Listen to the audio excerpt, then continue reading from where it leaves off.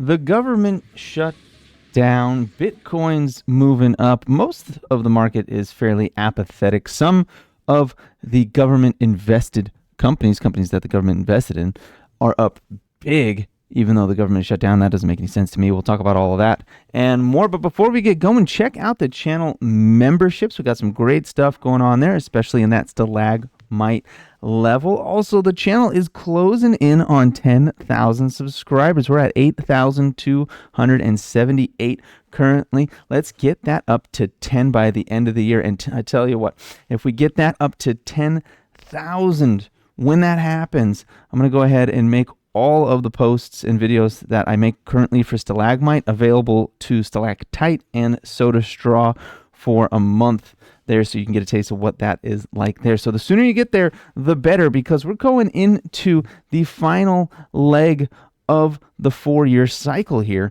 So if you want to see how I'm going to manage the very end of the Bitcoin cycle here, either join stalagmite or get us up to 10,000 so every paid channel member can see how I'm managing that in real time. Of course, I'll be bringing all that information eventually to the channel itself when I'm able to make videos about it. But if you want it in real time, stalagmite. All right, anyways, let's go ahead and look here. So the government shut down.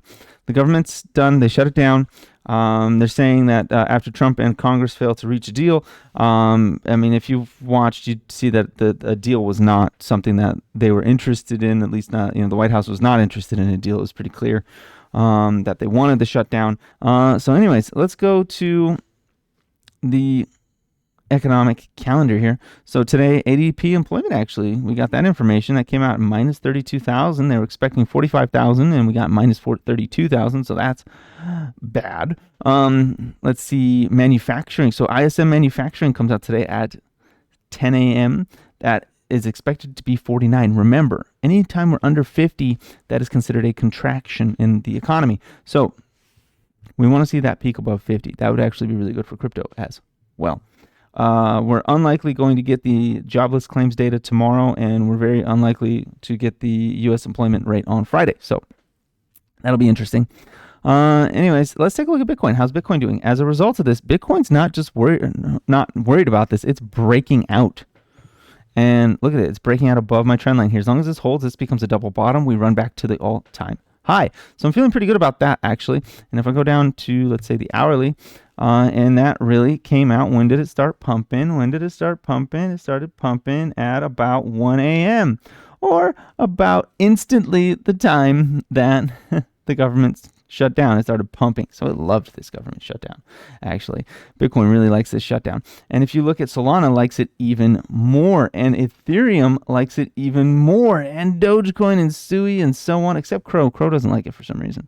I mean, they're still up, but they don't like it as much as their peers for some reason. Couldn't explain why. They're involved with Trump directly, so you'd think that, whatever. Who knows? Don't care. All I care about is Ethereum is up 3.69%. Sol is up 5%. That's pretty good for me personally, both of those things. Dogecoin up 4% is really good for me. Now, the one thing that bothers me about that is if we'll go look at Zone. Zone better be, and it's not. Zone is not outpacing Dogecoin, which is really frustrating to see that it's not outpacing Dogecoin. Zone needs a catalyst.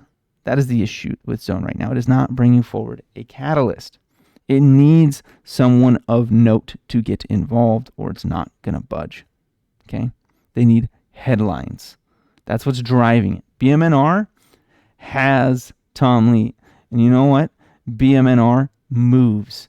And if we go, let me go find it down here where it's up 4.14%, which is slightly more than Ethereum. MicroStrategy is up 2.7%, which is slightly above Bitcoin. There's a few others. I can't remember the one for Solana right now, but yeah, Zone needs headlines.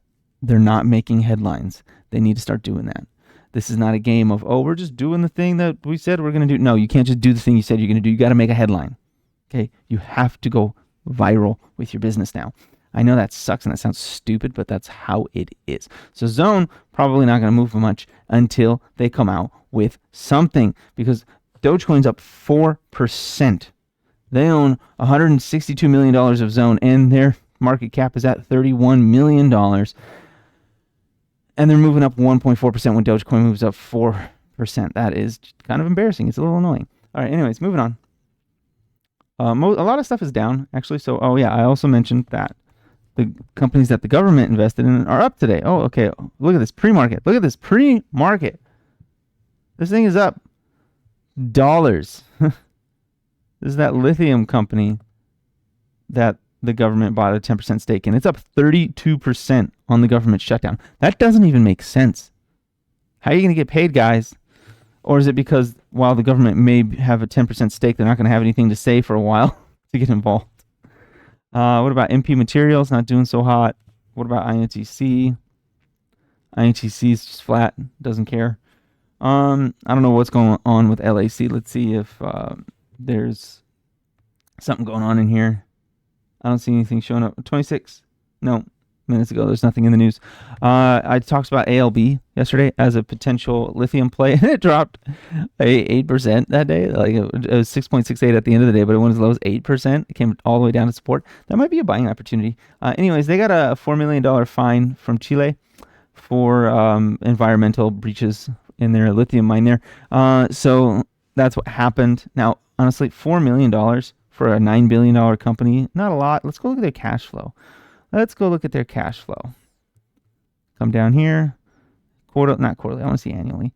Annually, they're not doing so hot the last 2 years, actually.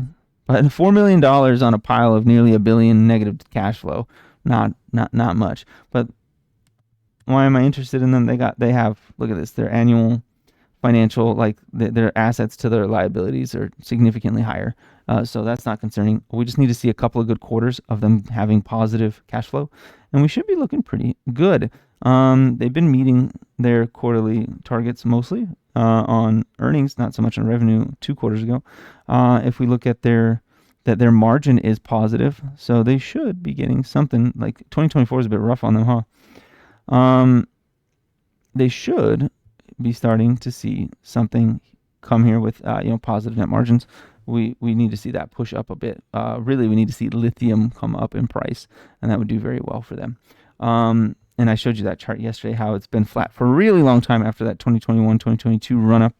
And that could come again because the future is lithium until they come out with a new type of battery storage. And even then, this will still survive. It just won't be as in demand. Anyways, NVIDIA broke up above 185. NVIDIA is now open to 200. It's now open to 200. Keep that in mind. Tesla still struggling here a little bit. I did some stuff with this recently. Been doing very well. Let me get rid of all of these. All right, let me just turn these off. All right, it's been in this channel, this upper channel. It's at the top of the channel. It could roll back over and come back to about 425, maybe even as low as like 420 or 400 if it really gets bad. Possibly filling this gap down here at like 398 if things get bad. I don't really see that. If it gets over 445, like 450. If it closes above 450, races on to 500. If not, we're still open to about 400 for a retest and resumption. So right now, like if we look at it, this looks not like a bull flag, but like an ascending channel. Ascending channels tend to break to the downside. And that would be kind of like any of these back here. Like here, I'll draw them real quick. Any of these here, ascending channel, ascending channel, ascending channel, ascending channel. They all broke down afterwards. Right now we got an ascending channel and it could break down afterwards. So we're watching that pretty closely. I'm not saying like Tesla's going to like collapse or anything, but it could retest that $400 level off this ascending channel, which would be about the bottom of this little volume spike over here.